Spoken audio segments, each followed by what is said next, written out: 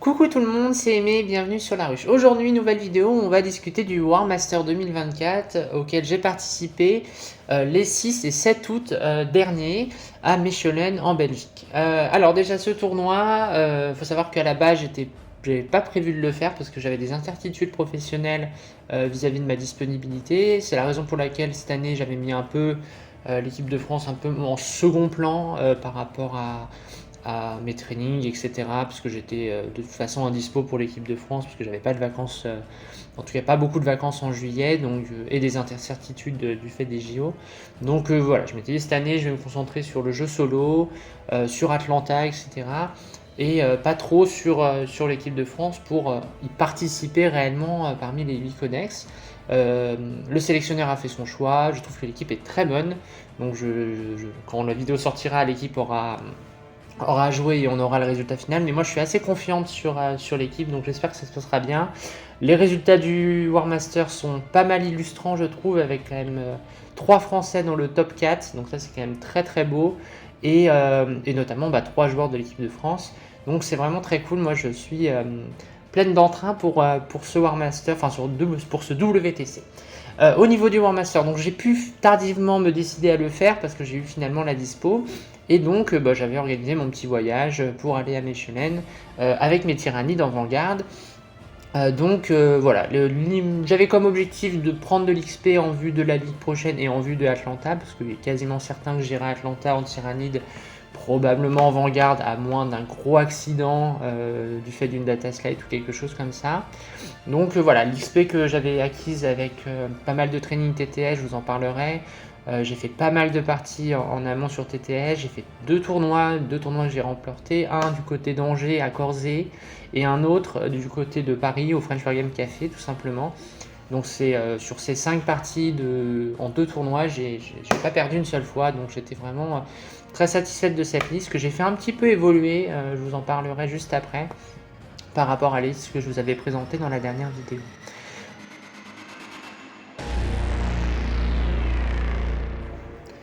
Je vais maintenant vous présenter la liste. Donc la liste est quand même assez proche de ce que je vous avais présenté dans la dernière vidéo. J'ai fait quelques ajustements du fait de la pratique des parties que j'ai pu faire, notamment sur TTS courant juin-juillet, qui m'ont entre guillemets convaincu de sortir un pack de guerriers.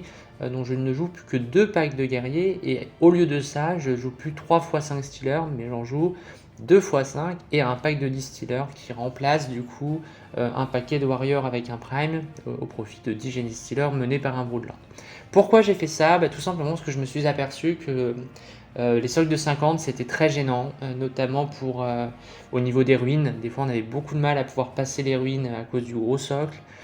Donc malgré la projection importante, les guerriers tyrannides eux-mêmes bougent que de 6. Donc en fait sur des advances pas terribles, on peut se retrouver à pas pouvoir exploiter ce mouvement parce qu'on traverse pas la ruine complètement. Et surtout l'adversaire peut vraiment gribouiller, ce qu'on appelle gribouiller, c'est-à-dire de floor abuse, c'est-à-dire de se mettre à plus de 1 pas du décor pour qu'on ne puisse pas accéder en fait à la portée d'engagement de l'unité qui se trouve derrière, qu'on soit contraint de faire le tour.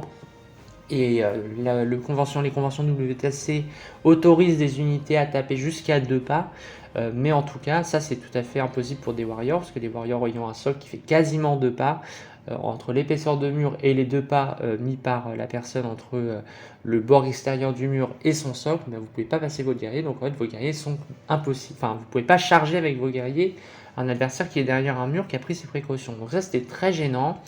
C'était aussi un peu gênant parce que il bouge finalement de modulo 10, mais en fait c'est que le prime qui permet ça. Donc en fait, une fois que le prime a bougé une première fois, on perd un peu en allonge, et les Genie Stealers ont aussi l'autre avantage d'avoir quand même un -1 touche au corps à corps, et surtout beaucoup plus de PV avec 2 PV chacun, et une invulnérable, et l'invulnérable sert quand même pas mal.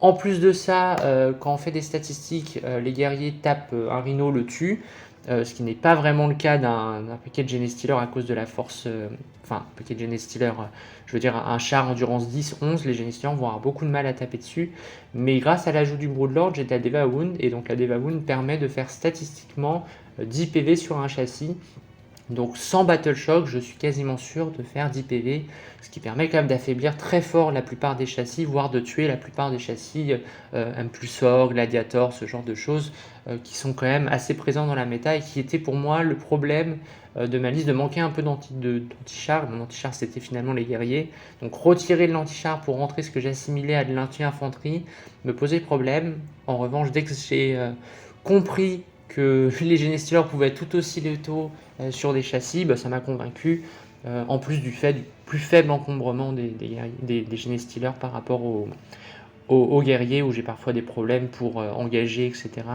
Là, le Broodlord avec son socle ovale me permet vraiment d'exploiter au maximum cet ovale pour pouvoir placer des unités en soutien autour. Et ça, c'est vraiment très très intéressant. Donc voilà, en gros l'amélioration de la liste c'est ça. Je ne vais pas vous refaire l'analyse de liste, je vous envoie dans la vidéo précédente, mais globalement la liste était prévue pour globalement apporter une très grosse pression à l'adversaire via un gros MSU. Les packs de Genestealer par 5 c'est extrêmement létal sur les unités d'infanterie adverse, ça permet de gagner la plupart des trades.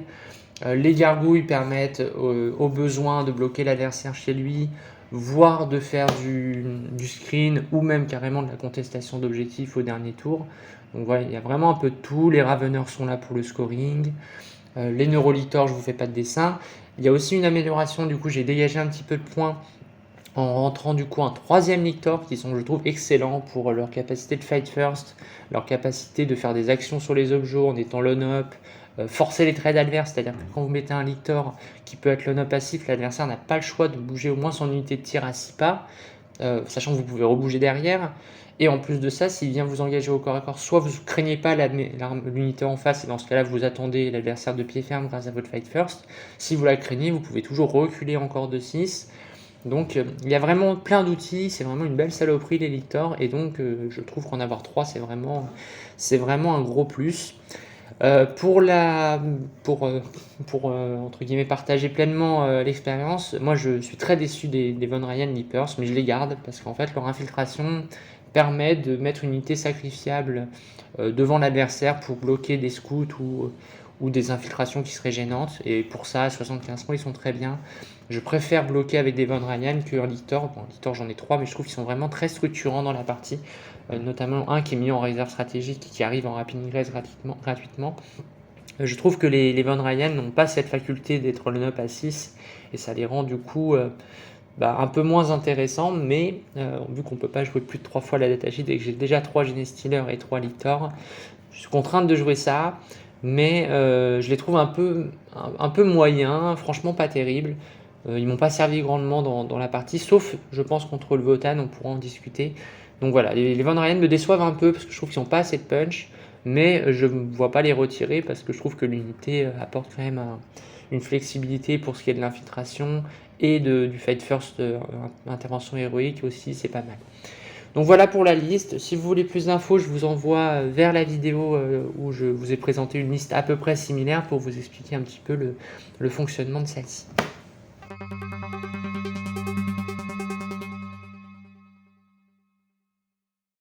On attaque avec la première partie contre un joueur Space Wolf. Alors un joueur Space Wolf qui jouait essentiellement de la cavalerie tonnerre, supporté par des Dreadnoughts et un Gladiator Lancer. Donc quand même un peu de tir, il fallait faire attention.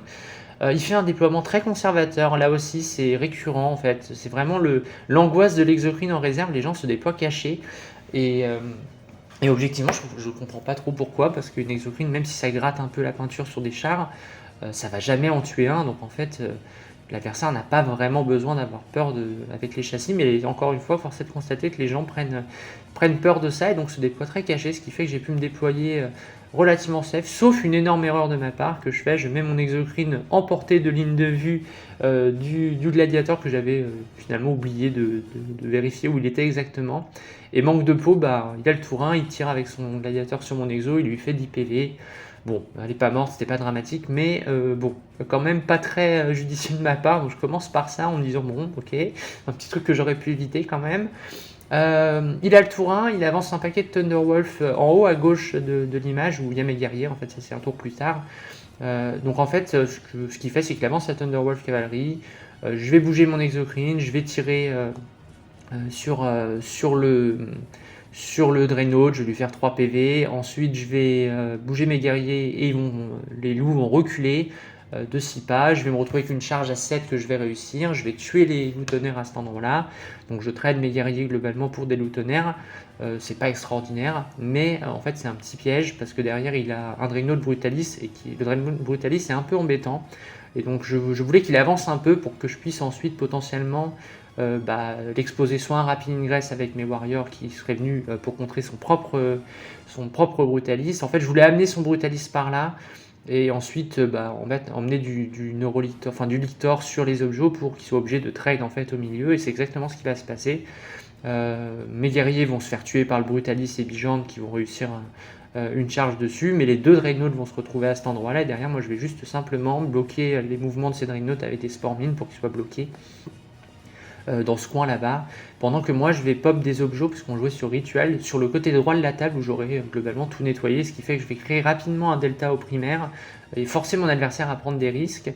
Et là vous le voyez, on est au tour 2, on est à son tour 2 pardon, j'ai mis mon Lictor sur l'objet au centre et le piège va marcher, il va avancer son Gladiator, mais il n'avait pas assez pour l'avancer à moins de 6, ce qui fait que mon Lictor va se retrouver joliment au milieu à faire des points de primaire sans que lui puisse faire quoi que ce soit.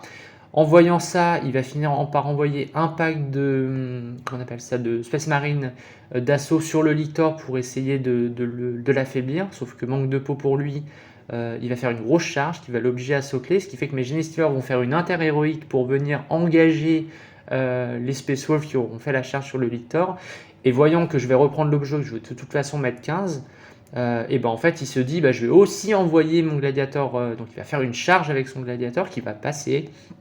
Et du coup, il se retrouve avec son Gladiator au milieu de la table, un paquet de 5 Marines qui vont se faire tuer parce que mes Genestealers vont les tuer en plus du Fight First. Et donc, moralité, il va avoir trade pas mal de choses pour même pas récupérer l'objet en plus. Parce que manque de peau pour lui, je vais conserver avec mes Stealers et mes Pillings, je vais réussir à reprendre l'objet au nez et à la barbe de ce Gladiator. Et ensuite, tout simplement, la partie après se résume assez facilement.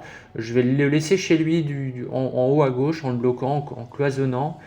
Ensuite, je vais envoyer mes Genestealers par 10 sur le Gladiator pour le tuer. Je vais envoyer mes Genestealers par 5 au fond pour qu'ils puissent coordonner en fait la Thunderwolf Cavalry pour que la Thunderwolf Cavalry ne puisse pas venir sur mes Genestealers.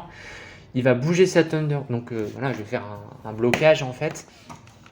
Et en fait, à ce moment-là, tout simplement, mes Genestealers vont se faire charger par la Thunderwolf Cavalry qui va réussir, grâce à une énorme charge, à venir finalement mettre 2 Thunderwolf en contact de mon unité de 10. Et en fait, c'était pas un bon plan pour lui parce qu'il va perdre pas mal de gars. Alors il va me tuer mon Broodlord parce qu'il aura précision, mais il va perdre pas mal de gars en retour. Et derrière, c'est très simple pour moi pour finir la Thunderwolf Cavalry en désengageant avec le tir de l'Exocrine, etc. Je finis par raser cette Thunderwolf Cavalry et je prends finalement la main sur le côté droit en bloquant son Brutalis sur le haut, comme vous le voyez. Et en fait, du coup, je finis la partie sur un 17-3, je crois, en ayant fait un énorme delta au primaire, et même au secondaire. À la fin, il était un peu gêné sur le secondaire, il ne pouvait plus faire grand-chose.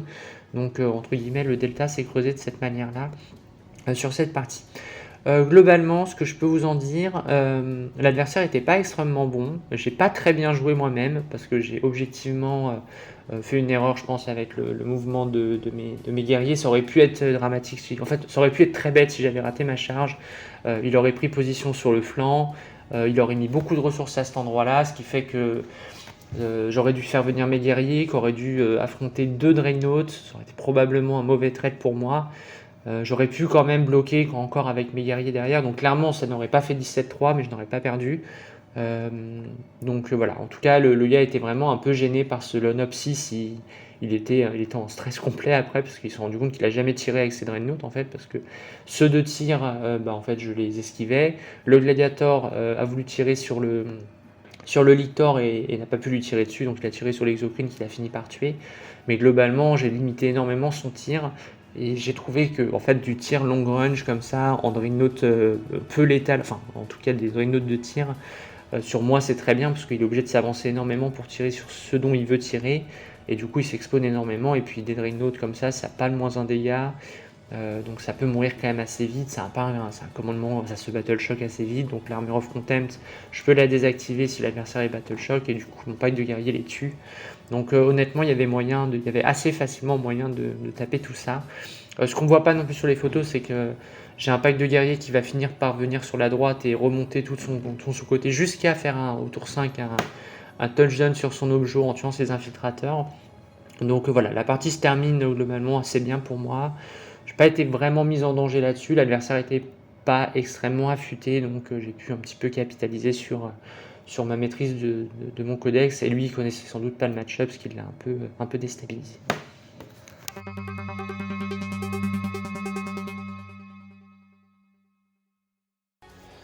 J'enchaîne une deuxième partie face à un joueur italien qui jouait des Votan sur le scénario Lynch Pink, donc qui consiste à scorer 5 points de primaire par objectif du milieu contrôlé, à condition de contrôler notre objet dans notre zone, ou sinon tous les autres objectifs comptent 3 points.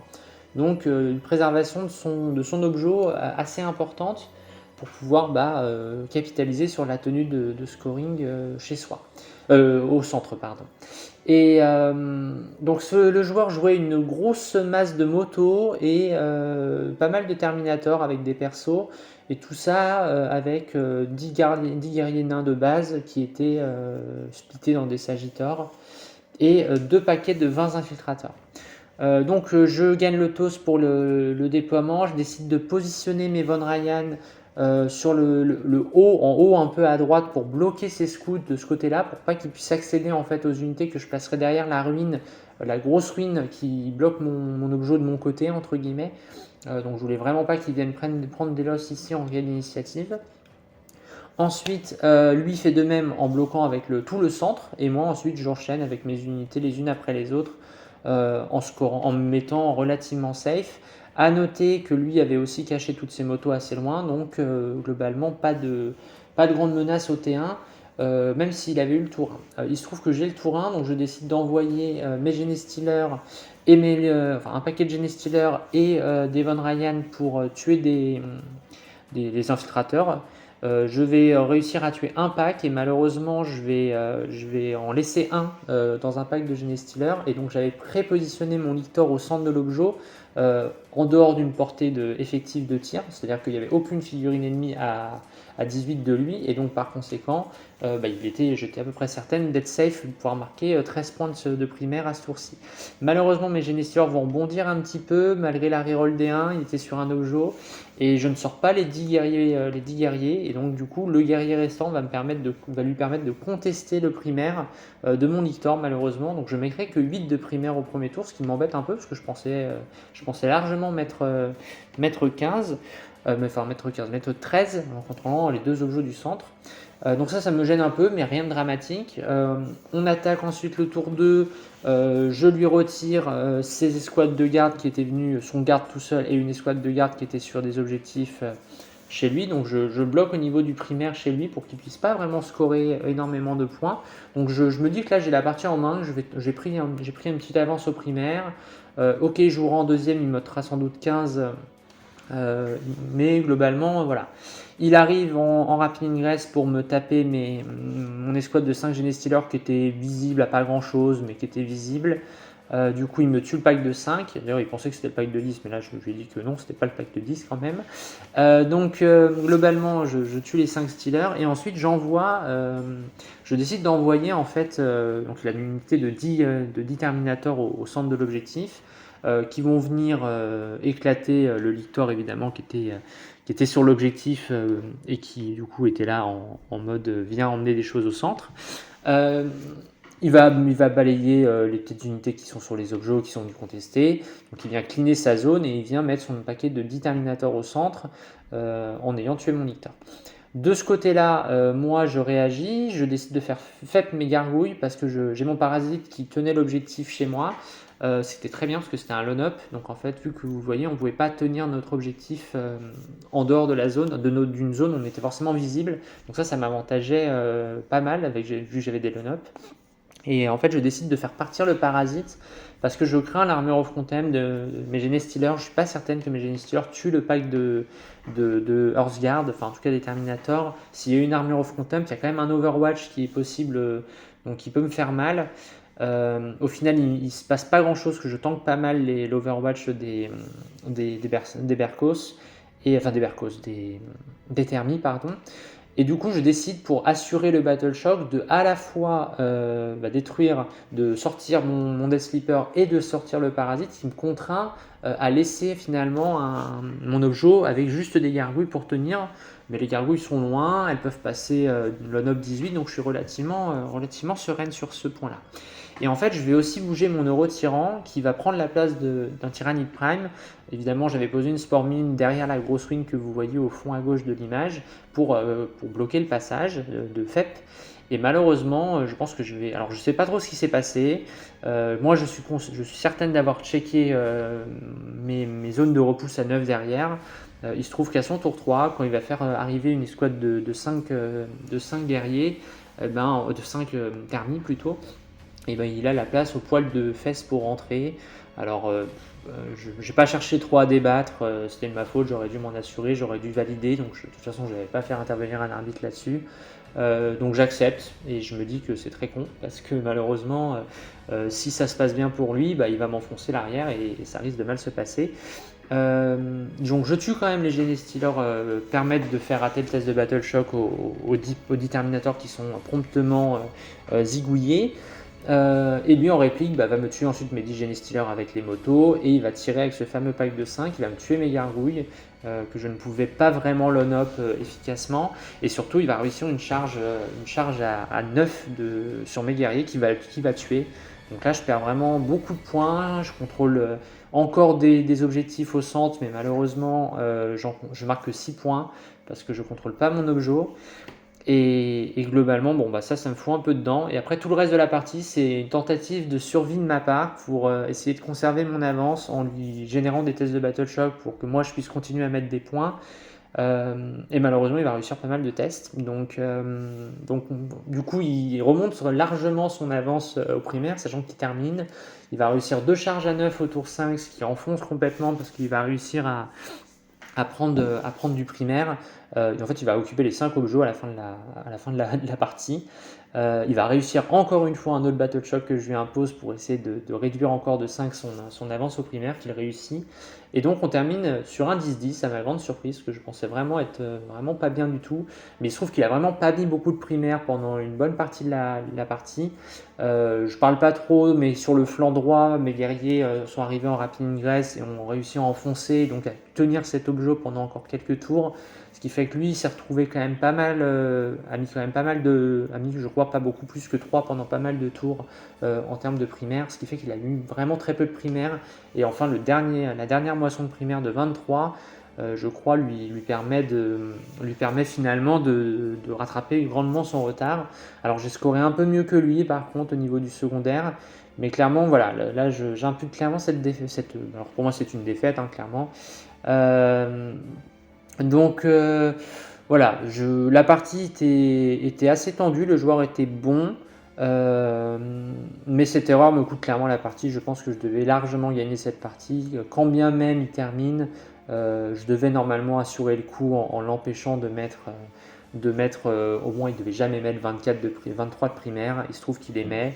Bon, c'est parfait pour lui, le timing est parfait. Heureusement, j'ai réussi à maîtriser un peu la game jusqu'au tour 3 en fait. Et en fin de partie, je parviens quand même à lui. J'ai quelques petits coups d'éclat, mon Euro-Tyran pardon, qui survit déjà à une charge de Berserk derrière qui lui fait 3 PV, mon exo le tue. Et derrière, je parviens à le tuer, donc je reprends l'objet. Il va rater ensuite son Battle Shock. Ce qui fait que ça me permet encore de mettre un peu de primaire au tour 5, sinon ils m'auraient contesté. Et du coup derrière, mon euro finit par le Battle Shock au dernier tour, donc au final je m'en sors un peu là-dessus, mais pas mal de... Voilà, tout découle de cette charge, de cette faible charge de Berserk de Berserk. En fait il y avait un personnage Berserk dedans, et les Terminators, et tout découle de cette charge-là que je rate. En plus, au tour où j'avais mon exocrine pour tirer dessus, il utilisait l'armure of contempt. Du coup, il n'a rien perdu. Mon Eurotyran n'a pas fait grand chose. Le Lictor que j'ai envoyé dessus n'a pas suffi non plus. Enfin, il a pas mal tanké à ce moment-là, ce qui fait que les ressources que j'ai envoyées en arrière n'ont pas suffi à tuer ses berserks. Et donc après, il est venu tranquillement poser ses fesses sur mon objo. Et malheureusement, ça a entériné cet égal pour moi.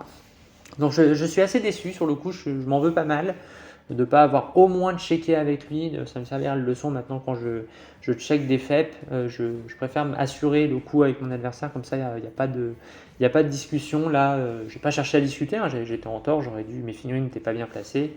Mais effectivement, c'était très idiot parce que j'avais screené autour d'eux et en fait, en interversant 2 unités, à ce moment-là, là ça ne passait plus. Donc bon. Tant pis pour moi. Donc voilà, égal sur ce match. Clairement, j'ai pris l'XP sur le Votann, c'était intéressant. Le Votann, c'est très violent en termes de tirs. Les motos, ça envoie un nombre de tirs hallucinant. Quand on commence à avoir les tokens et tout, ça devient vraiment nimp. Donc voilà, il y avait aussi pas mal de micro-gestion pour empêcher les motos de venir prendre des losses, parce que les motos repartent en réserve. Donc il fallait absolument réussir à empêcher que les motos voient mon flanc, parce que sinon c'était dramatique si j'exposais des guerriers à des arrivées sur les flancs. Donc voilà, en tout cas, partie intéressante, un peu décevante pour moi parce que j'ai fait quand même une erreur là-dessus, mais une jolie game malgré tout, et ma liste s'est bien comportée, donc j'en suis assez contente.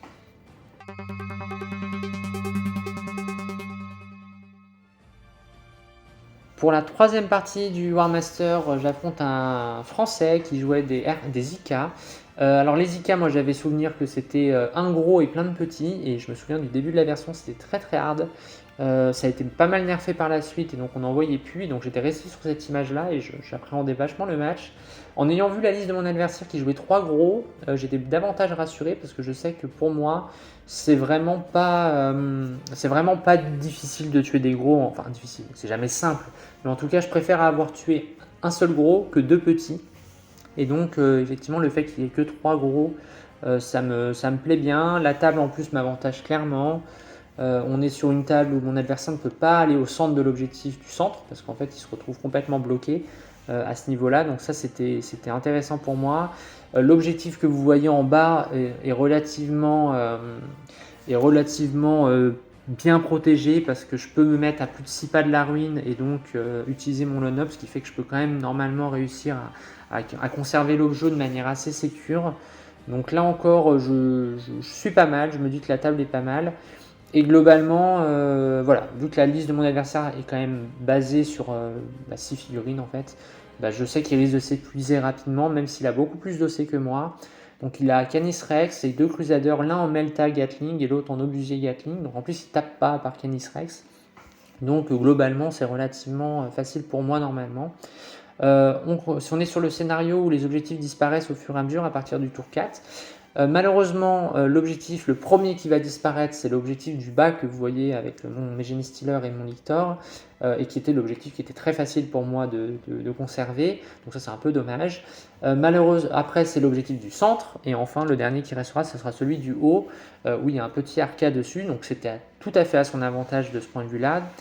Mais je me disais que j'allais réussir quand même à scorer normalement au moins 5 à tous les tours pendant 2 tours, et probablement à un moment ou à un autre faire une petite différence à 15 en ayant scoré. Déjà je sais que je termine la game parce que je joue en deuxième, ce qui m'avantage beaucoup parce que je sais que les gargouilles n'auront aucun mal à contester, à reprendre en tout cas un objectif. Si en plus l'adversaire réussit tous ses battle shocks, ce qui n'est pas évident du tout, au pire j'ai des gargouilles, donc je sais que normalement le delta de primaire à la fin sera pour moi.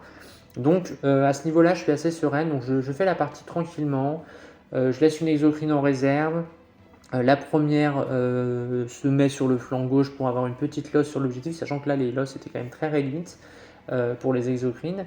Et globalement, je vais envoyer des ressources pour contester le primaire sur les RK, pour l'empêcher lui de mettre des points. Moi, il va avoir du mal à m'empêcher pendant les 2 premiers tours à mettre 5. Au tour 3, au tour 4, l'objectif va disparaître malheureusement, et donc je vais mettre 0, mais ce qui était plutôt dans le plan. Et au tour 5, je vais mettre 15, et lui surtout, entre temps, je vais lui avoir tué 2 RK, le en fait les deux Crusaders qui vont du coup s'être avancés. Le premier entre un tir d'Exocrine plus des packs de Warrior en plus un Bless, je vais en venir à bout. Et le deuxième, il sera Battle Shock à son tour 4 et moralité. Il n'aura pas, en fait, je vais contester tout simplement le primaire de son Nika qui n'aura plus assez d'OC pour contester, et donc il mettra 0 au tour 5 et moi je mettrai 15 qui entérine en fait une victoire assez large de ma part, 18-2 contre un joueur Ika qui était très sympathique. Je pense qu'il n'avait pas la liste pour m'affronter. Le scénario était, je pense, plutôt à mon avantage dans la mesure où c'est moi qui termine. En revanche, ça aurait pu être tout à fait plus difficile si lui il avait joué en deuxième, parce qu'effectivement il aurait pu préserver des ressources et ensuite mettre un touchdown à la fin pour pouvoir mettre de beaucoup d'OC et déblayer ce qu'il y avait sur les objets. Donc le fait de ne pas jouer en première m'a pas mal aidé, en tout cas pour enfoncer le score. Ce qui n'était pas évident. Je ne suis même pas sûr que ça aurait pu terminer en égal si j'avais eu le tour 1, parce qu'effectivement, mettre autant d'OC sur des IK qui sont désormais très mobiles, qui sont plus contrôlables aussi facilement qu'avant, ça aurait été probablement beaucoup plus compliqué. Donc là-dessus, le fait de ne pas avoir l'initiative m'a pas mal avantagé. Donc voilà, en tout cas pour la partie, bon bah rien de spécial à noter pour moi, c'est clairement les IK c'est toujours pénible à tuer, hormis avec les guerriers quand je commence à envoyer des guerriers. L'ennui c'est que bon, j'en ai que 2 et donc moralité, bah, en fait j'ai pas énormément de choses à trade sur des unités où seuls mes guerriers sont létaux de manière unitaire. Donc c'est un peu compliqué. Maintenant, voilà, faut tourner autour, faut aussi que l'adversaire tombe parfois un peu dans des pièges avec des lone-up, des choses comme ça, des mouvements réactifs qui peuvent vachement embêter l'IK. Donc tout ça, ça peut être intéressant. Et donc la partie s'est très bien passée, mais je pense que le match IK reste compliqué en fonction des scénarios et des tables notables.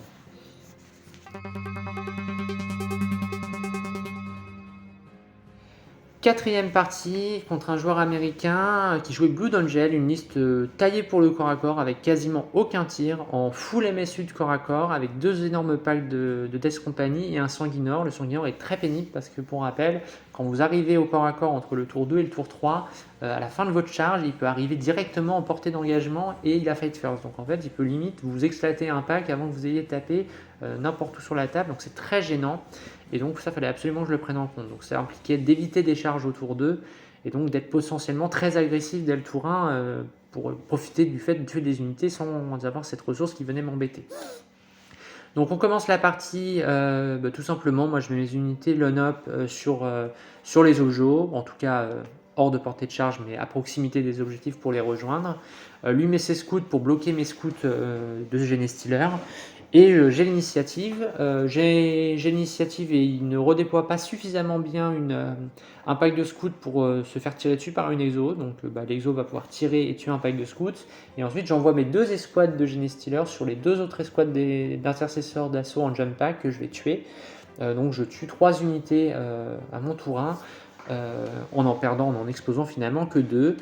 Et je commence à poser une spore mine pour repousser les faibles, ce genre de choses. Et on attaque mon tour 2, l'image que vous avez à l'écran c'est d'ailleurs le tour 2. Donc qu'est-ce qui se passe à ce moment-là? Il y a plusieurs choses qui vont découler du tour 3 que je vous explique juste après. Première des choses, c'est que je décide de faire, dans un premier temps, je fais arriver mon Exocrine en bas, c'est celle que vous voyez en bas, qui a une ligne de vue sur le pack de Judiciaire qui a tué mon escouade de Genestealer. Et donc du coup, je me dis que je vais pouvoir tirer sur ce paquet-là. Le neurotyran va pouvoir cramer un autre pack qui est derrière le conteneur que vous ne voyez pas. Et je fais ensuite arriver mon Death Sleeper sur l'objectif au centre à côté du conteneur pour forcer les trades. Et pendant ce temps-là, j'ai tout simplement mon autre lictor qui monte là-haut. Et chose que je ne vous ai pas dit, au tour 1 de mon adversaire, j'avais un lictor donc sur l'objectif en bas. Et ce qui s'est passé, c'est que mon lictor a merveilleusement one-shot un pack de Blood Angel de corps à corps qui est venu essayer de l'attaquer, mais vu que je fight first et que j'ai 6 attaques, j'ai tué les 5 Marines, ce qui m'a permis de mettre 15 points de primaire. Et ça, j'ai oublié de vous en parler, c'est quand même important. On retourne sur le tour 2, donc du coup ce qui s'est passé, c'est que ce lictor-là, il a reculé un peu pour constituer encore une gêne pour mon adversaire. Et donc on en revient à ce que vous avez à l'écran, donc la photo avec mes Genestealer en bas, les 2 Exocrines. Donc l'Exocrine du bas a tiré sur le pack de judiciaire et lui a fait assez mal. En plus de ça, mon euro-tirant se met en position pour cramer un pack qui a derrière ce paquet de ce conteneur, et mon adversaire fait arriver en rapid ingress un pack de jump pack qui sont d'ailleurs un peu gênants. C'était une charge à 9 que j'ai tenté avec le Death Sleeper parce que l'adversaire l'a tenté. Pourquoi? Pour essayer de réduire sa distance de charge avec mes propres Genestealers. Donc en fait, j'en conclus qu'il veut charger mes Genestealers. Et donc là, je me dis, moi, mon euro-tirant, c'est très bien parce que du coup, il pourra Overwatch si l'adversaire vient vers mes Genestealers. Donc ça, c'était le plan. J'ai un Lictor que j'hésite à faire venir en Rapid Ingress pour préserver mes Genestealers d'une éventuelle agression. Sauf que je manque un peu de PC pour à la fois Overwatch et intervention héroïque, sachant que si je rate l'intervention héroïque, j'aurai pas de PC pour la reroll. Donc c'est vraiment me foutre à poil pour pas grand chose. Donc je préserve mon Lictor, j'attends un tour. Et donc je fais arriver juste une exocrine à ce tour-ci. Et ensuite, on se met en place tranquillement pour réceptionner son agression, parce que je sais que là, on va arriver à son tour 2 et que lui, il n'a pas le choix, il faut qu'il agresse. Et donc, je sais très bien ce qu'il va faire. Il va faire arriver tout simplement ces deux Death Company, donc une qui a pu rejoindre en fait et charger l'exocrine, qui en fait qui est pas sur le champ ou très légèrement sur le champ, devant l'intercesseur, devant on appelle ça l'impulsor qui est complètement à droite de l'image. Juste en bas, vous avez un pack de Death Company et ce pack-là va charger l'exocrine après avoir tué le fameux Lictor qui venait de tuer 5 marines et m'assurer 15 points de primaire. Donc il va me tuer ça et il va me tuer l'exocrine sans problème. Il va envoyer son pack de jump pack Death Company au centre face à mon Death Sleeper pour lui mettre des coups de fuseur en Melta 3. Melta 2, pardon, et il va me le tuer. Alors, il va bien roller, hein. Il va toucher à 4 reroll, il va me blesser à 3, et je vais rater mes invus, donc il va me le one-shot. C'est dommage, mais il va me le one-shot. Du coup, il redirigera sa charge sur mon euro-tirant, sans que je puisse Overwatch, du coup. Donc ça, c'était un peu dommage. Et au final, ce qui va se passer, c'est que les escouades au centre vont venir attraper tout simplement le. Je crois que le judiciaire est mort. En fait, le pack avec le judiciaire et les squads d'assaut est morte. Et il me semble que c'est ça. Je la tue avec le lance-flamme du. Il me semble que c'est ça. Je tue les squads d'assaut qui est derrière le conteneur avec le lance-flamme à ma phase de tir. Et ensuite, oui, c'est ça. Et ensuite, à ma phase de tir, l'exotirine tire sur les squads d'assaut. Et quand mon adversaire avance son judiciaire, après avoir bougé ses Death Company, je sais qu'il n'y a plus de menace à ce niveau-là. Donc je décide d'Overwatch sur le pack du judiciaire que je tue. Et donc, du coup, je clean encore une fois 2 autres packs. Donc là, de manière assez cool. Donc je suis assez contente. Et évidemment, là, je sais que je vais me prendre l'attaque. Donc il va envoyer ces 2 packs. En fait, il envoie ces 2 packs de 10 Death Company sur les 2, sur mon exocrine en bas et sur mon Lictor de l'autre côté que vous voyez pas, qui est caché derrière la ruine en haut à gauche. Et le pack de 5 vient sur mon euro-tirant. Mon euro-tirant va rester vivant à 1 PV, ce qui va empêcher l'exocrine de se faire cliquer. Donc ça, c'était plutôt cool.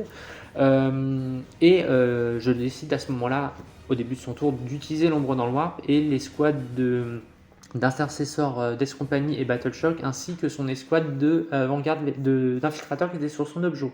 Ce qui fait qu'au lieu de mettre 10, il met 0. Donc ça me met bien, parce que c'est 15 points de delta déjà qui se créent instantanément. Et là, il décide d'agresser tout simplement. Et donc moi, je décide de répondre en faisant Rapid Ingress, l'un de mes packs de guerriers que vous voyez pas, qui se retrouve à peu près dans la position du parasite de Mortrex.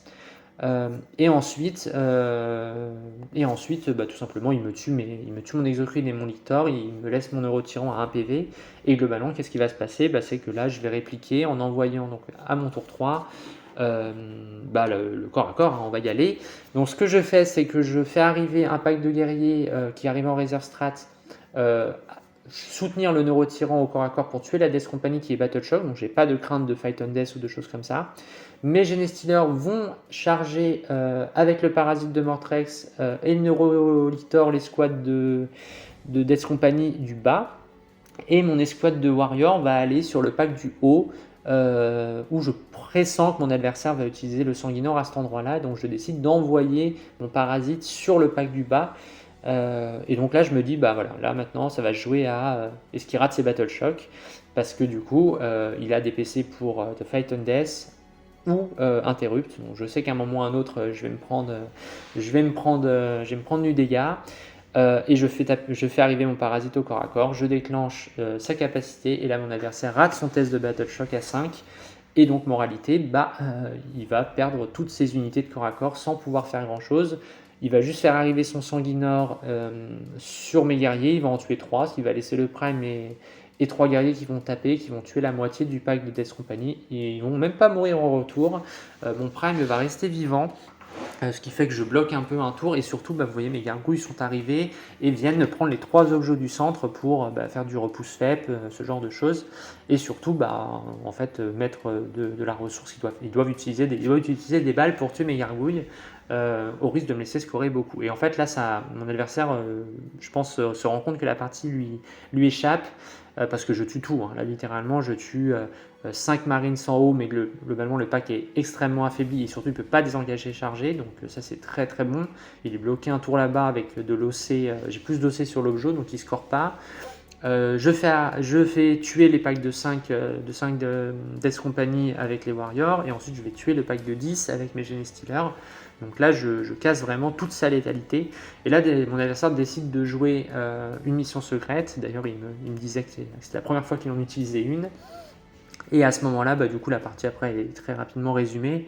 Je sais qu'il a 2 choses possibles, soit mettre une unité de troupes dans ma zone. Vu que l'escouade est complètement loin, je sais que je vais réussir à empêcher ça sans problème. Ou alors son Warlord c'est le Sanguinor, donc je me dis qu'il faut que je tue le Sanguinor. Et donc ce que je vais faire, c'est que mon adversaire va tirer ensuite sur les gargouilles avec un premier impulsor, et je vais retirer les pertes pour que le deuxième ne voit pas. Et en fait ce qui va se passer, c'est qu'il va être obligé de charger avec sa Death Company sur les gargouilles pour m'empêcher de mettre 15. Il va les tuer, mais du coup il s'est rapproché de mes guerriers qui viendront ensuite le charger, et là je viens tout tuer, le Sanguinor, les squads de 5.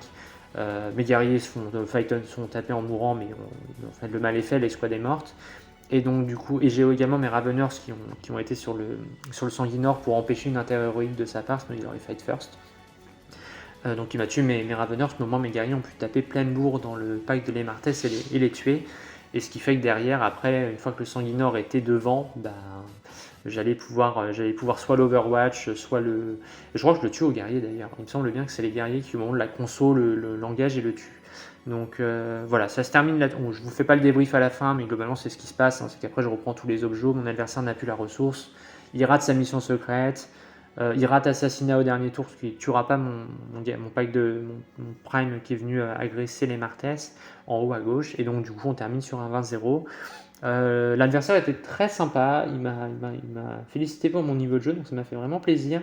Il m'a demandé si je connaissais bien le match-up, parce qu'il disait qu'il avait déjà affronté du Tyranny, mais que ça ne s'était pas passé comme ça. Et à ce moment-là, je lui ai dit que mon sparring partenaire c'était Olivier, donc Père Castor, et du coup il était très amusé de savoir que j'avais pas mal traîné ce match, et que du coup il a été voir ensuite Père Castor pour lui dire qu'il s'était pris une déculottée par sa pote, quoi. Donc ça m'a bien fait marrer. En tout cas le gars est hyper cool, donc je suis hyper contente. Je me mets un petit 20 sur un joueur qui avait apparemment un petit palmarès. Alors je ne connais pas, mais apparemment c'était un joueur qui n'était pas méconnu. Donc voilà, je suis hyper content de ce match, hyper sympa, la partie était très très cool. Et donc voilà, ça fait toujours plaisir de mettre un petit 20-0 pour venger la dévastation de balles, et puis globalement la partie était très agréable, voilà, c'était très très cool. Je ne sais pas ce qui se serait passé s'il avait interrompu. Je pense que j'aurais sans doute perdu mon pack de Warrior, dans la mesure où j'aurais commencé par mes Genestealers qui auraient tué de toute façon le pack de Death Company, c'est certain. Il aurait sans doute soit Fight on Death sur mes Genestealers, soit Interrupt sur mes Warriors. Ce qui fait que de toute façon, au trade, il perdait quand même au moins 2 ressources de close importantes, et moi, il m'en restait au moins 2. Donc je pense pas que ça aurait changé la partie. Mais ça aurait pu en tout cas, ça aurait pas fait 20-0, c'est certain. Mais la partie aurait été quand même plus serrée. Mais c'est vrai qu'il faut accepter qu'avec le Tyrannide, parfois, il y a pas mal de points d'estimés qui peuvent, en tout cas, varier sur un test Battle Shock réussi ou raté. Donc ça, c'est quand même un truc à prendre en compte.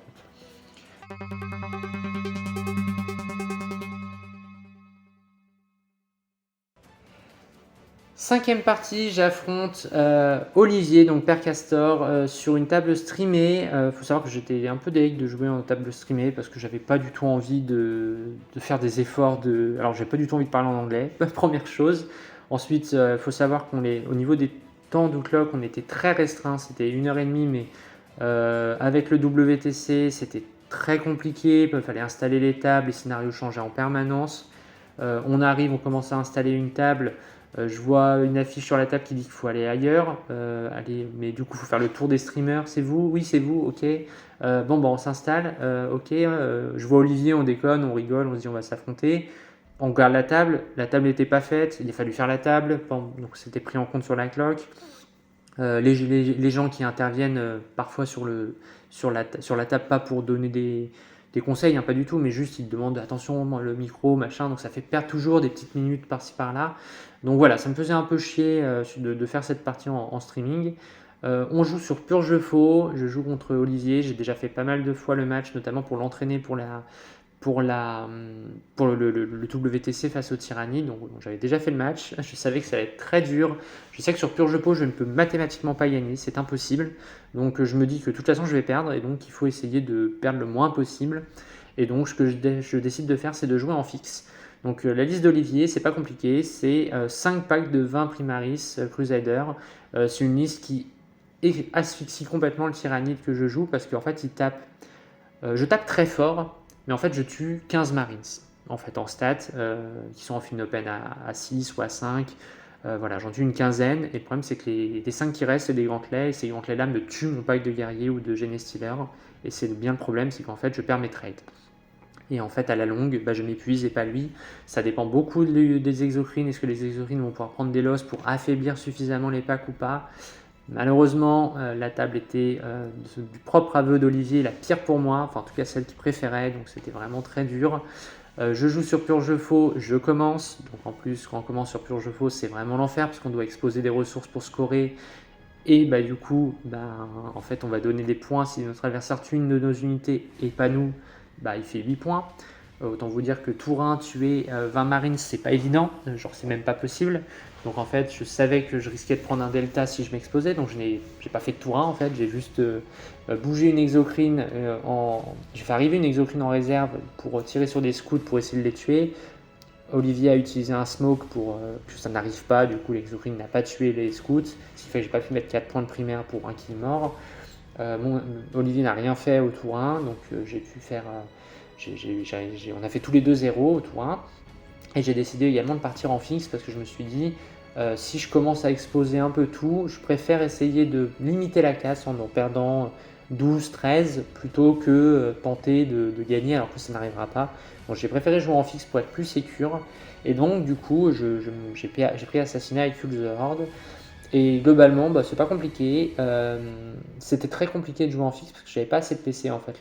La défausse de stratagème donne des PC, c'est très salvateur dans la liste que je joue. Donc ça, je me suis aperçu que c'était très dur de jouer fixe avec ma liste. Je le savais, hein, mais globalement, je m'en suis encore plus rendu compte à ce moment-là. Je vais tenter un truc au tour 2 qui va foirer. J'ai un PC, je fais une advance de 5 avec mes Genestealer. J'ai une charge à 4 pour essayer de précision un personnage qui était visible. Manque de peau, je fais double 1 à ma charge, donc en fait soit je la reroll mais du coup je pourrais pas précision, soit je la reroll pas et mon pack de stealer est dans la pampa entre guillemets, voilà. Donc la charge de double 1 qui m'empêche cette option, c'était pas dit du tout que ça passait mais ça se tentait. Ensuite, du coup, je me fais charger mon exocrine par un pack de croisés, je réplique en envoyant un petit peu le monde pour affaiblir un pack, donc j'arrive à l'affaiblir assez. Donc, globalement, il y a une marée de Space Marine qui m'arrive dessus. Je réplique au tour 3, on fait beaucoup de gros corps à corps où j'arrive finalement à tuer un pack, à en affaiblir un deuxième. Je perds mon pack de Genestealer. Sur un Fight on Death que je ne pouvais pas éviter parce que mon adversaire n'était pas Battle Shock. Et derrière, mes guerriers ensuite viendront réussir à tuer sur un pinning un peu audacieux le dernier pack. Donc en fait, je tue 3 personnages et 2 packs de Marines, ce qui fait que je fais 12 et 10 de secondaire, 22, et j'existe à peu près au primaire parce que Pur Jeu Faux, on peut toujours réussir à scorer 8, ce qui fait que pendant globalement 3 tours, j'ai scoré 8. Et globalement, voilà, la partie s'arrête là. On n'a pas le temps de la finir parce qu'en fait, on se retrouve à être loqué dès le tour 4. Je tente une mission secrète. Je lance les dés. Je suis à 1 PV de tuer le lieutenant. On l'a fait très à l'arrache. Il aurait peut-être fallu que je lance les dés vraiment proprement. Mais en fait, avec Olivier, on se rend bien compte que s'il a le temps, il peut largement screen tout ce qu'il veut. Donc, il n'y a pas du tout mort d'homme. Que je puisse pas faire ça, ça me paraît juste évident si on a le temps de finir la partie. Donc en tout cas, on termine sur un 4-16 en faveur de Père Castor. Le match, je le connaissais. Sur pur jeu faux, c'est compliqué. À noter aussi que je voulais précision le chaplain qui donne la full reroll opaque. Et j'ai fait un double 1 sur mon Death Sleeper, du coup j'ai pas pu parce que j'ai dû la reroll. Donc là aussi, il y a encore eu une dinguerie. Donc j'ai fait j'avais 2 charges à 4 que j'ai raté sur double 1 et j'ai dû la reroll parce que là c'était important d'envoyer le Death Sleeper pour essayer d'avoir l'assassinat tout simplement. Et manque de peau, je vais pas réussir à tuer le perso et derrière je le tuerai plus tard mais pas à ce moment-là. Donc voilà, pas du tout que ces charges auraient changé grand chose, je pense. Ça se joue à un point peut-être de ronde, j'aurais perdu 15 au lieu de 16. Bon, clairement, là, le match est extrêmement compliqué. Maintenant que le War Master est passé, Olivier a gagné d'ailleurs, bravo à lui, c'était très très bien. Il a eu un nez extrêmement creux de jouer cette liste. J'étais moi-même pas convaincu au début, et en fait, quand on l'affronte une ou deux fois, on se rend compte que c'est vraiment extrêmement violent. Parce qu'en fait, il y a juste trop de Marines en fait. Donc, quand on fait les stats, c'est juste ridicule en fait, vous en tuez pas. Si vous avez une armée de tir, le moindre clic peut être synonyme de endgame parce que vous ne pouvez pas désengager sur un 4+. Donc si vous faites votre 4+, vous ne désengagez pas, derrière il vous tue et il vous charge. Donc c'est vraiment l'enfer. Le fight on death est très pénible. L'armée consomme pas beaucoup de PC, donc en fait il peut aussi faire des mouvements, vous le tirez dessus et rebouge. Donc en fait il peut changer un peu la géométrie de la table. C'est une armée qui est très très bonne. Là, le War Master vient de se finir, il a globalement roulé sur tout le monde. La première partie, il fait une égale.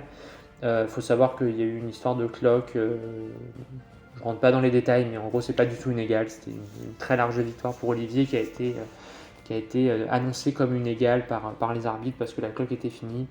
Mais d'ailleurs, j'en reparlerai en conclusion de ce que j'ai pensé du tournoi. Mais voilà, cette liste roule vraiment très très fort sur tout le monde, tout simplement parce que je pense que les croisés sont pas assez chers. C'est-à-dire les packs sont chers, mais en fait, quand vous avez des personnages qui donnent des Finnopen à 5, une armée complète en Finnopen qui advance et reroll les charges, ça fait une armée qui est extrêmement fiable, qui avance vers vous, tout est au C2, il y a de l'armure of contempt, il y a du couvert, enfin, c'est une armée qui est extrêmement bonne. Et je pense qu'il va, je ne sais pas, quand vous lirez vous écouterez la vidéo, le WT sera sans doute fini. Mais toujours est-il que je pense que cette liste va faire extrêmement mal. Alors, je pense que les gens vont observer cette liste attentivement du fait de la victoire d'Olivier au War Master. Mais en tout cas, ouais, cette liste était extrêmement bonne. Et pas grand-chose dans la méta aujourd'hui peut gérer autant de body de Marines qui ont 2 PV, Finnopen, une armure of contempt possible. Et puis qui, en fait, si vous avancez vers lui, vous accélérez simplement son jeu, en fait. Donc c'est très très dur d'affronter ça. Donc voilà ce que je pouvais vous dire sur cette partie.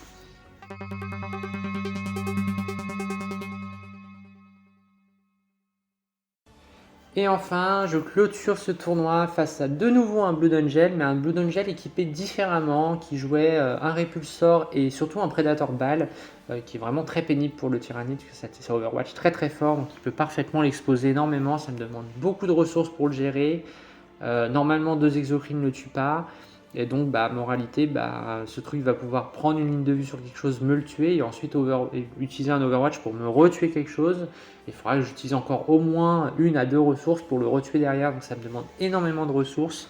Sachant que la liste en face était basée quand même sur pas mal de MSU volants, qui étaient quand même assez énervés. Un Répulsor qui aurait pu aussi avancer tout droit, que j'aurais pas pu gérer. Donc le match, à mon avis, est compliqué. On joue sur Scorcher, donc terre brûlée. La table est relativement équilibrée, on joue 2 armées de corps à corps, il y a de quoi se cacher, il y a de quoi se projeter. Je joue contre Winjaz qui est un joueur des FNP français, et globalement on est sur la dernière ronde, je suis un peu fatigué, je fais une erreur au déploiement qui aurait pu me coûter assez cher. mais mon adversaire a pas exploité le filon suffisamment, je pense. En fait, j'avais mes Genestealers qui ont scout au niveau du triangle entre les deux ruines en bas de l'image, et j'ai mis mon Lictor curieusement ici au déploiement à la fin des pauses, en me disant c'est bon, c'est des scouts, je crains pas grand chose, et en fait si, les scouts ça peut me tuer largement un Lictor sans aucun problème entre une grenade, le tir et même la charge. Si je tue pas les 6, en fait c'est très facile pour les 5 pardon, il peut largement me tuer mon Lictor. Il se trouve qu'il va me le tuer, très très facilement, et ensuite derrière il va charger les Genestealers, et à ce moment là il va commencer à taper, et en fait il va se rendre compte que les Genestealers ont 2 PV, et il va me demander de revenir en arrière pour pas qu'il tape sur mes Stealers. Et moi ça me va très bien, parce qu'en fait 5 scouts en Blood Angel, ça m'a fait lui, voire me tue complètement à pack de Stealers. Donc quand il m'a demandé de rollback, j'étais complètement d'accord. Ce qui fait que mon Euro-Tyran a pu tuer les scouts, et ensuite mes scouts ont pu tuer une escouade d'assaut. Donc en fait le trade initial qui était complètement perdant pour moi s'est transformé en positif, donc, ou en tout cas en neutre, mais même plutôt en positif en vrai. Donc j'ai eu de la chance, mais clairement c'est une grossière erreur de ma part à ce niveau-là. Ensuite la partie, malheureusement, c'est probablement la partie que j'ai le moins aimée du War Master, parce qu'en fait c'est une partie où on s'est tous les deux respectés énormément, parce qu'en fait on avait deux armées qui se faisaient très mal, et en fait moi j'ai du mouvement réactif, lui non, mais il a un peu plus de portée de charge. Il avait du rapid ingress plus agressif en faible, donc on est obligé de se respecter. J'ai fait un scoring, j'ai oublié que je pouvais défausser behind enemy line que j'avais pioché tour 1, donc je l'ai gardé bêtement, j'ai mis 0 alors que j'aurais pu le défausser. Donc j'ai eu un peu de mal à démarrer mon scoring. Par contre j'ai réussi à faire un peu de delta au primaire, notamment sur l'ombre dans le warp où il a été battle shock et où il a mis 0. Ou seulement 5 je crois, oui seulement 5, et surtout un autre move aussi qui lui a coûté assez cher, où il a envoyé 10 vétérans Vanguard sur le Death Sleeper. Là il me dit on le retire, et je fais non je suis désolé, on va pas le retirer, parce qu'en plus j'avais utilisé un PC pour que mon adversaire fasse un test de Battle Shock sur son unité à -1, il l'a raté, et il était à portée d'un Euro-Tyran, donc du coup il avait -1 à la touche, sans armure, sans hot, et en ayant perdu une figue. Et donc en fait il a une cinquantaine d'attaques qu'il me fait sur mon Death Sleeper, et mon Death Sleeper va résister à 1 PV, ce qui fait que il va conserver l'objet en fait, tout simplement, au milieu de la barbe de ces 10 Vanguard vétérans Battle Shock, ce qui fait que moi je vais mettre à nouveau 10 points au lieu de 5, donc je crée déjà un delta de 10 points de primaire, et je sais que je vais terminer la partie.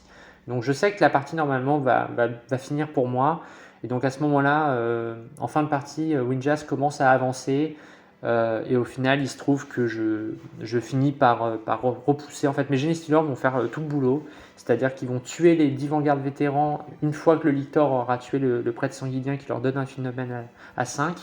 Puis le deuxième pack de Vanguard vétérans qui était actuellement au niveau du centre, là vous voyez quelques figurines noires, et ces figurines là vont revenir sur les Genestealers. Je vais faire un mouvement réactif pour sortir de la portée de charge, et à ce moment-là, mes Genestealers rechargeront pareil après que le Lictor ait tué le prêtre sanguinien, ils les auront tués. Donc là, les Genestealers ont nettoyé les 20 vétérans Vanguard, et globalement, on s'est respecté ensuite en face à face entre l'Objo qui est caché derrière la ruine en bas à droite, et moi, mon Objo de ma zone de déploiement. Donc globalement, la partie n'était pas spécialement intéressante, c'est pas du tout du fait de Winjas, il a joué, je pense, comme il fallait, et il a temporisé, il a fait, je pense, 2 erreurs. Ne pas jouer plus agressif ses véhicules, parce que clairement quand on a des véhicules en tyrannide on ne peut pas les gérer, et si les exos tirent, c'est de toute façon elles vont tirer soit elles ne tirent pas, et dans ce cas là ça veut dire qu'on peut optimiser davantage les mouvements, et que potentiellement on peut laisser peut-être une cible, soit elles tirent sur de l'infanterie, et dans ce cas là c'est encore pire, il faut au contraire continuer à avancer avec ces châssis pour qu'eux ne soient pas inquiétés.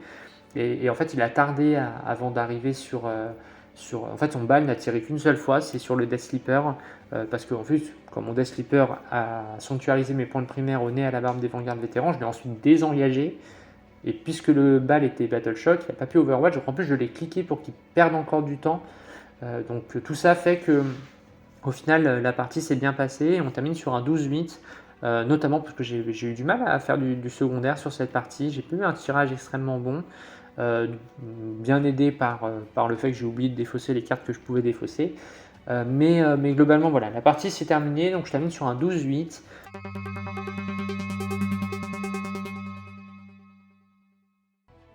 la partie s'est terminée, donc je termine sur un 12-8, ce qui clôture mon War Master après 6 parties quand même assez éprouvantes. Il faisait quand même assez chaud dans la salle, même si le deuxième jour il faisait beaucoup moins chaud.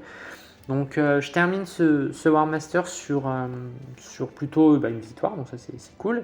Je termine sur 4 victoires, un nul et une défaite. Une défaite contre Olivier qui a gagné, qui je ne pouvais pas gagner. De toute façon, ce match était impossible à gagner.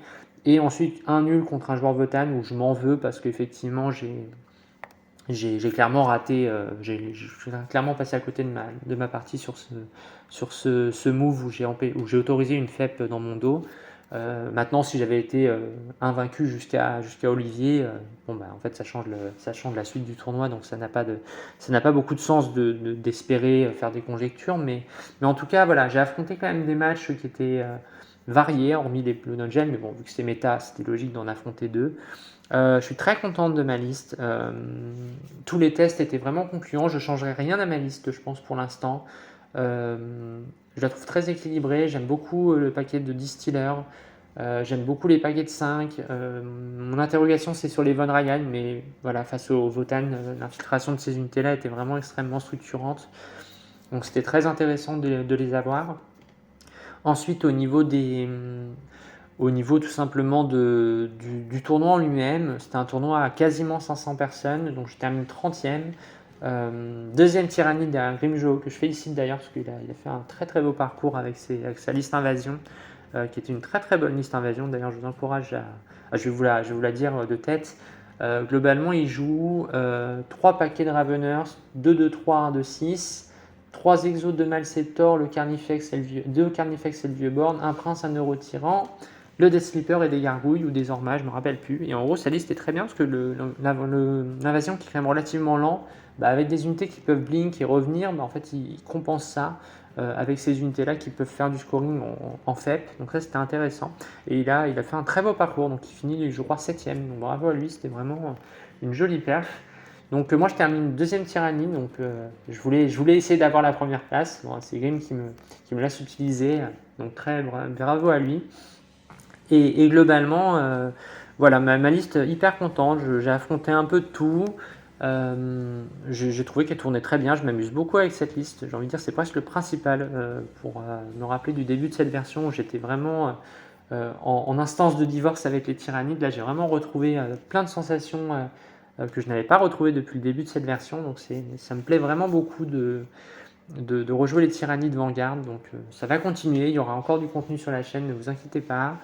Et voilà, écoutez, le tournoi s'est terminé, ensuite je suis rentré très rapidement chez moi parce que j'avais pas envie de m'attarder, j'ai pas suivi l'équipe, et ni la phase de finale d'ailleurs. Mais voilà, ce que je peux dire de ce tournoi, alors je respecte complètement les organisateurs qui font un boulot bénévole de dingue, et clairement je les remercie. Mais clairement là, la cloque c'était un peu nimp. On s'est retrouvé à avoir 1 heure de pause entre 2 rondes et on se faisait deathlock au tour 3, même avec des joueurs qui ont l'habitude de jouer en 1h30, parce qu'en fait le temps était beaucoup trop court en fait, entre l'installation des tables, etc. On avait les périls vraiment tardivement. Donc le temps d'installer les tables, dès qu'il y avait une partie un peu disputée, c'était vraiment très long de finir dans les temps. Et il n'y avait aucune marge de manœuvre derrière pour arriver et finir les parties. Donc ça, c'est un gros point noir. Autre gros point noir, bon, moi j'ai pas mangé non plus le midi, parce que tout simplement il y avait une queue et je préférais être assise à manger, à grignoter plutôt que attendre dans des queues pendant 20 minutes après une partie. Mais voilà, en tout cas gros tournoi, dommage pour la spec-lock, mais voilà, en tout cas l'année prochaine ce sera plus en Belgique, ça sera en Autriche. Donc je voulais vraiment finir ces 3 éditions du War Master en Belgique, puisque c'était quand même à proximité. Et je pense que pour aller en Autriche l'année prochaine, ce ne sera pas évident. Donc on verra bien ce que ça donnera. Mais je ne suis pas mécontent d'y être allé. Je suis quand même bien contente de ma performance, parce que ça c'est quand même honorable ce que j'ai fait. Donc je suis contente de moi. J'ai pas de regrets non plus, parce que même si j'avais gagné finalement contre ce joueur Votan, et j'aurais perdu contre Olivier, et donc j'aurais fini de toute façon deuxième tyrannide. Je pouvais pas faire mieux. Donc voilà, pas de regret. La partie, les 6 parties étaient très très cool. 6 parties, c'est dur, hein. Quand on a 4 heures de route après, c'était pas évident sur la route, mais accompagné, on se raconte notre War Master et ça passe plus vite. Voilà, bah écoutez, j'espère que la vidéo vous plaira. Bonne chance à l'équipe de France pour. La vidéo sortira quand le WTC sera passé. Mais j'espère que nos Bleus vont cartonner. On a une super bonne équipe, donc je pense que ça va être très très cool. Moi, je vais suivre ça avec grand plaisir. Voilà. Et ben, je vous fais des bisous. Bonne journée, soirée et à très bientôt sur la chaîne. Bisous tout le monde. Bye bye.